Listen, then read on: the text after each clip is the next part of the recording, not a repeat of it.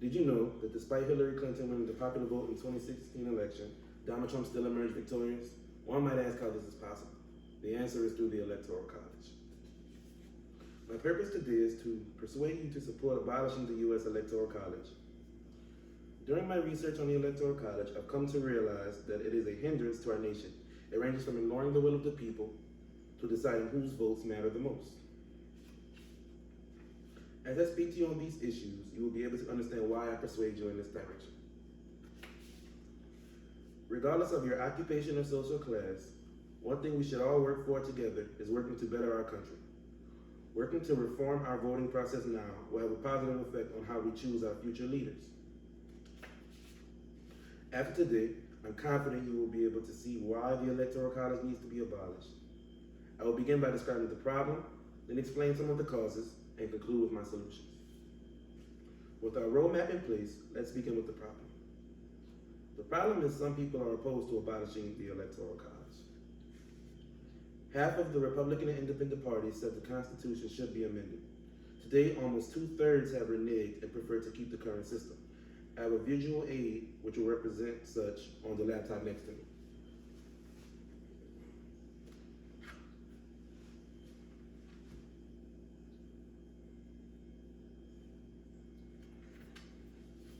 As you can see, this chart indicates amending the Constitution versus keeping it the same.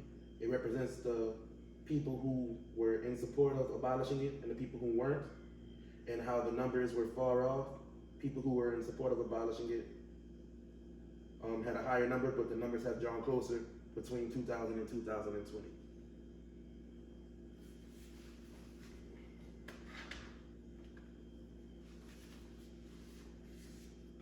According to an article written by Andrew Daniller, a research associate at PEW Research Center on the PEW website in 2018, 62% of Americans were in favor of abolishing the Electoral College. However, the numbers have been steadily decreasing due to people choosing to stay true to the old system of the Electoral College. This means that people have in fact begun to slowly turn their backs on abolishing the Electoral College.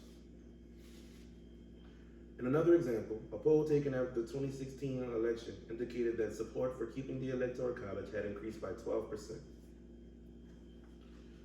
In an article written by Jeffrey M. Jones, a senior editor and research conductor of Gallup on the Gallup website in 2020, he states that Republicans have shown more support for the Electoral College after 2016 since they agree that Donald Trump wouldn't have won without it. In their opinion, this proves to them that the Electoral College was essential for choosing the proper candidate to be president. With the problem in mind, let's look at the causes. There are two main reasons why some people oppose abolishing the Electoral College. The first reason is the belief that the Electoral College is a more efficient way to ensure that the presidency isn't selected by states with larger populations.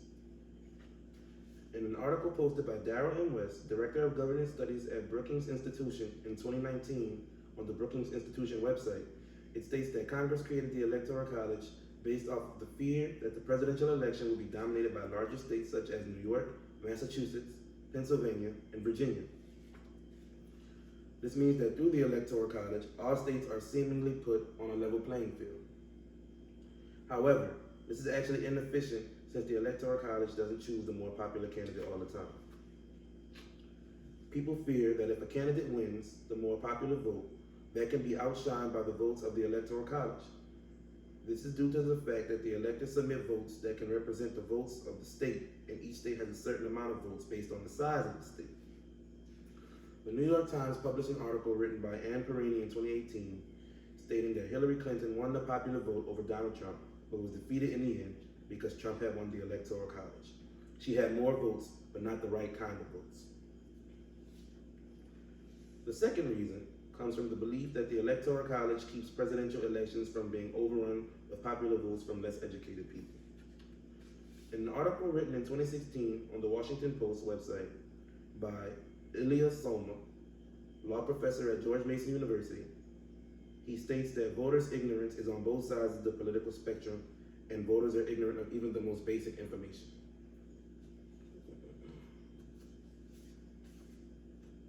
He finishes it off by saying that uninformed voters are the cause of difficult decisions come election day. However, This is ineffective due to the fact that we now have resources at our own disposal which help us better educate ourselves on candidates and their motives. According to a survey taken in 2018 on the census website, it shows that the amount of voters with a bachelor's degree went from 20.6% to 39.6% between 1980 and 2016. And in the same amount of time, the amount of voters with a regular college degree or an associate's went from 19.3% to 30.8%.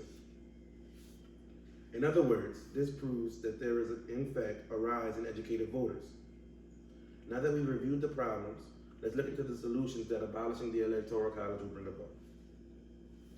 The solution, which is to abolish the Electoral College, offers two benefits. The first benefit is it puts voting power into the hands of the people.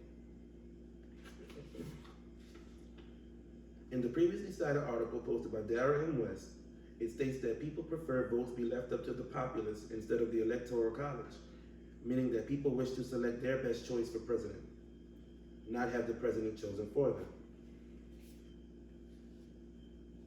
The second benefit is all votes being counted equally, regardless of region or population. Within the Electoral College, certain states are given more electoral votes than others based on their size. This causes smaller states to come off as less significant during election time.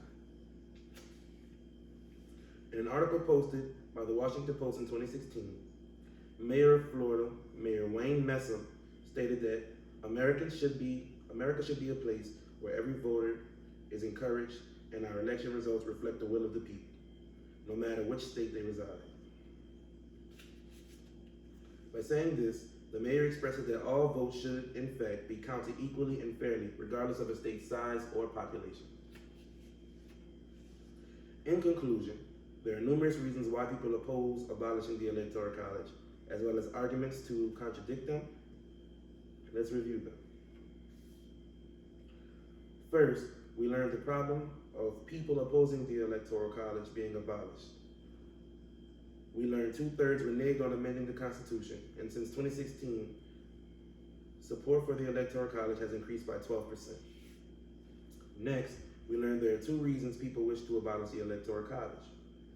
We learned that people oppose abolishing the Electoral College due to the fact of the belief that it's the best method for selecting the president, and agree it's the best way to keep the election from being overrun with uneducated voters. We also talked about how both views are inefficient due to the fact that the Electoral College doesn't always select the people's choice for president, and there is a steady increase in educated voters each and every election year. Finally, we learned the solutions that abolishing the Electoral College would offer.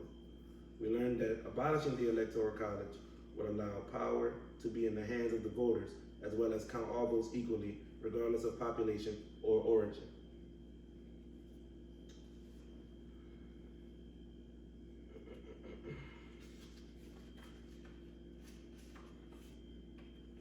Today we learned about the problems caused by not abolishing the Electoral College, as well as the solutions that come about from abolishing it. To be an American citizen is to invest in the future of your nation and its affairs. As of today, we should be able to see the error in the old ways of our nation's systems and work to reform them for the future ahead.